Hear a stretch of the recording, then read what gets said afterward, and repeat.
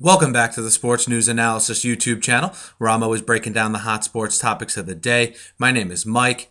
I'm continuing my 2013 NFL draft coverage with my second mock draft. This will be a little bit different than my first one, and I'll be doing a mock draft for all 7 rounds of the NFL draft. That's right, all picks of all 7 rounds will be predicted here, right here on my YouTube channel, so be sure to subscribe. And as I upload the different rounds of the mock draft, you'll get the videos uploaded directly to you. But let's get right to it with round 1, picks 1 through 10. Obviously, we start with pick number 1. The Kansas City Chiefs. In my last mock draft, I had them taking Geno Smith. Obviously, since the trade for Alex Smith seems evident, I've obviously changed my stance here with pick number 1. I think Andy Reid goes the safe route and takes Luke Joeckel, the offensive tackle from Texas A&M. You look at where the Chiefs need help. Even if they do bring back Brandon Albert, they could potentially slide him inside to guard, move him to right tackle. I think you take the most NFL-ready player on the board with that pick number 1. I think you take the safe pick, and I think you go Luke Joeckel, offensive tackle from Texas A&M. With the number 2 pick overall, the Jaguars hold the number 2 pick. There's been some rumors recently that possibly they're interested in Geno Smith, the quarterback from West Virginia. I think that's just a smokescreen to see if anyone wants to trade up to that pick. I still stand firm, and I think the best guy for the Jaguars is Barkevious Mingo, the defensive end outside linebacker from LSU. He fits into that Leo position in Gus Bradley's defense perfectly. I think better than anyone in this draft.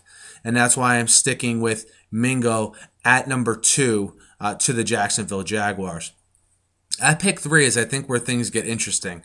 The Raiders, of course, in a situation where their roster as a whole is breadth of talent, that they needed some infusion of youth on that team for sure, and some talented players. There's been, again, rumors that they're maybe interested in Geno Smith. I just think with what they gave up for Carson Palmer and the fact that they don't have a second-round pick, I think that's going to keep them from going after a guy like Geno Smith. I think instead they go to the defensive tackle position, and I think with the ailments that Star Lotulelei is suffering from in terms of his heart, I think he drops. So I don't think he's the first defensive tackle taken. Instead, I have the Raiders taking Shariff Floyd from Florida with this 3rd pick overall. Floyd has a great motor. If you watch game tape on him, he's very rarely overwhelmed by offensive linemen. He faced double teams a lot in Florida and handled them well. So I like Shariff Floyd, 3rd overall to the Raiders. At pick 4, the Eagles have pick number 4 overall. Because of Dion Jordan's relationship with Chip Kelly, there's been a lot of, sort of scuttlebutt that he may go to the Eagles at number 4 who need pass rushers. I happen to think that offensive line right now is a bigger need for the Eagles, especially if they want to implement the kind of offense that Chip Kelly wants to implement. With the injuries they had to Todd Harriman's, Jason Peters last year, I think they need to get another body on that offensive line. I think Eric Fisher is a lot closer to Luke Joeckel than people think in terms of talent and evaluation when I take a look at his tape. So I think that the Eagles jump on number 4 overall. I think they jump on the offensive tackle from Central Michigan in Eric Fisher here. And I think they do it because I think there's a big drop-off between Eric Fisher and the next best left tackle, and I think it's a very big area of need for the Eagles. So look for them to take Eric Fisher, number 4 overall in the upcoming draft. The Lions at pick number 5. I was watching the combine after Millner ran that 4.340, and being that he won't participate in his pro day because of a shoulder injury, that is a glaring area of need for the Lions. If you've watched the Lions in years past, maybe their defensive line has underachieved, but as a whole, it's been that secondary that's been absolutely dreadful. So I think they jump on Millner here with the 5th pick overall, get themselves a solid player in the back end of their defense, and sort of build their defense around, Ndamukong Suh, Nick Fairley, and now I also think Millner on the outside at cornerback there. Pick 6 belongs to the Cleveland Browns. I think here is where you see Dion Jordan go off the board. Dion Jordan ran a 4.5 240. The only question mark surrounding Dion Jordan in any way as he's coming off of a shoulder injury. I think he'll be able to answer all those questions regarding the shoulder injury. I think he'll still go in the top 10, and I think he lands with the Cleveland Browns. Ray Horton's going into Cleveland. He's going to run, he's going to run a mixed scheme, 3-4, 4-3. Jordan's a guy who can rush the passer. He's also adept in pass coverage as well. And I think he's a dual threat guy that they absolutely need out there in Cleveland. Originally I had Demontre Moore going in this spot, but his stock, as I'll get to a little bit later, I think is plummeted here, and I think he falls to the middle of the first round. So I like Dion Jordan from Oregon to go to the Browns here at pick number 6. Pick number 7, the Cardinals hold pick number 7. There's been a lot of rumors that they're very interested in Matt Barkley. I just think that overall, the grade that Matt Barkley is going to get is not going to warrant a first-round pick. So again, I see them going in their next biggest area of need, which is the offensive line. And I think the best offensive line available at this point will be Chance Warmack, the guard from Alabama. Warmack's a guy who could possibly be in the top 3 prospects overall in this draft. He just doesn't play a position that is normally regarded as being a very high need position for teams, and I should say a value position for teams. But he's a stud. If you watch him play, he's a road grader is really what it boils down to. And I think he's someone that, is a safe pick for Arians as his first pick here.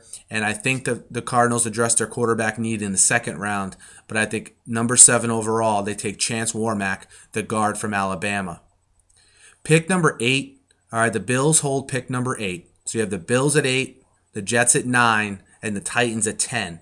I think at pick 8, again, the Bills address the defensive side of the ball, and I think they get possibly the steal in the draft, getting Jarvis Jones from Georgia with the 8th pick. And you might be saying steal the draft. Doesn't he have some spinal stenosis issues? Yes, but I think that's the only reason he even slides to pick number 8.